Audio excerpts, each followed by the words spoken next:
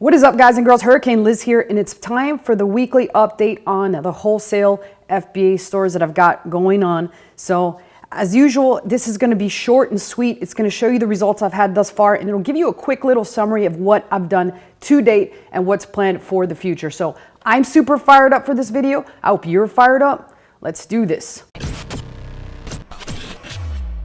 All right, so first things first, let's do a quick recap on where we're at. We've got a couple concurrent stores running. Obviously, there's one brand spanking new store which has zero experience whatsoever. We started it completely from scratch, which means we had to open up the account. We had to get ungated in grocery. We had to source products for this with brand new VAs that had no experience whatsoever. The whole nine, they had to go through the entire process of finding the best possible products to put in this store.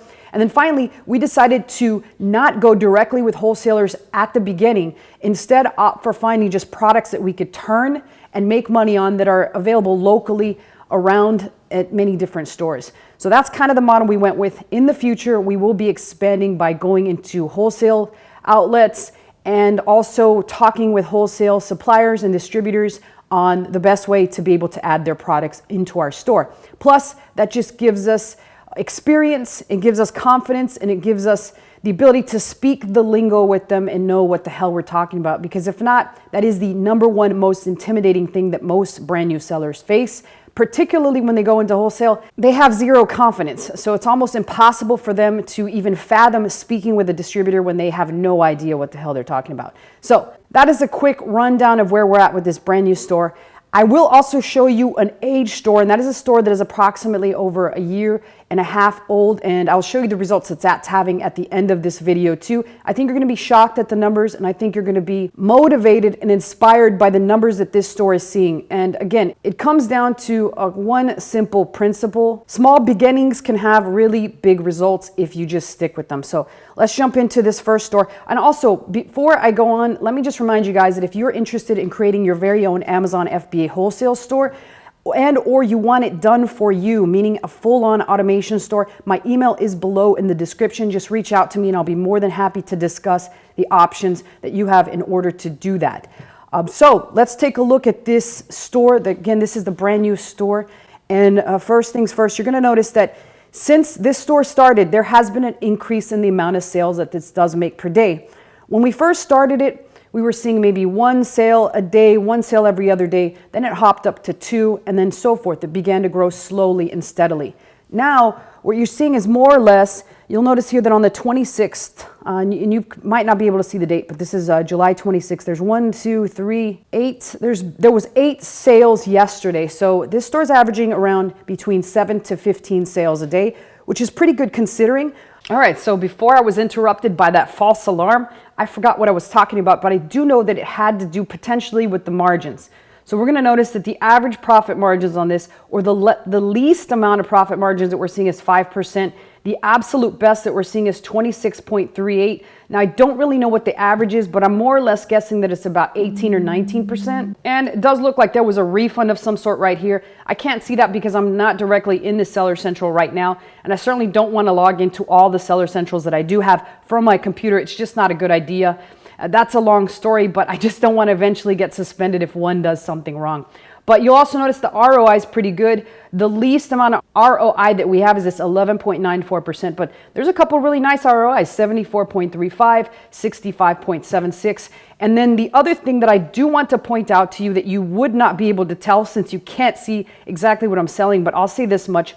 There's a couple products in there originally that we had that were selling extremely well. And we'll just say, for example, that it's something like this candle, right? This candle's selling extremely, extremely well. So when we go to reorder the candle, we obviously do a test run of the candle, and we do only a couple units to verify that this candle is in fact a solid seller. Once we verify that fact, then we go ahead and we decide, you know what, we're going to take a chance on some of the other candles that hang out with this candle. So this one is Beach Day. We might have and take a chance on one that says a day at the Cape or some shit like that. I'm just making that up randomly. You can tell, like, I don't know what the hell the Cape is. I just made that up just off the cuff. And so we'll take an order of some of those at the Cape, and then we might take one that says in the linen closet, in the fresh linen closet. And we might order some of that, and we'll test them out to see how they work. The odds are that if the beach day candle worked, then the odds are quite high that the other candles could potentially also work. And we're just taking a very small risk to test that and seeing how it works. And what wound up happening here is we have this product right here. It's this one that sold, had a 666 profit. The number of the beast, people, 666. 20.99 profit percentage and 50% ROI. So why not take a risk and gamble on some products that are similar to that? And so what wound up happening is this one sold here, and then it sold here again. And some of the products that we took a gamble on are this one right here. And while the profit's not the greatest, the ROI is still 74%. Actually, the profit's not too bad. It's 20%. This product did turn out to be a good seller, and we sold quite a few of that product, one on this particular day. But even taking it a step further, this one up here is a different type of the same product. So it's a different type of candle. It's the same thing. It's a candle. It sold, and it made 868 or 26% profit percentage and a 65% ROI. Again, from the same batch of candles, just a different flavor. It's doing extremely well. So that's just a tactic that I like to use when we find one hot selling product. Just expand horizontally, add more candles, and see if they work. Now, we're not putting a ton of money on the line. We're putting a very small amount of money, testing to see if it works.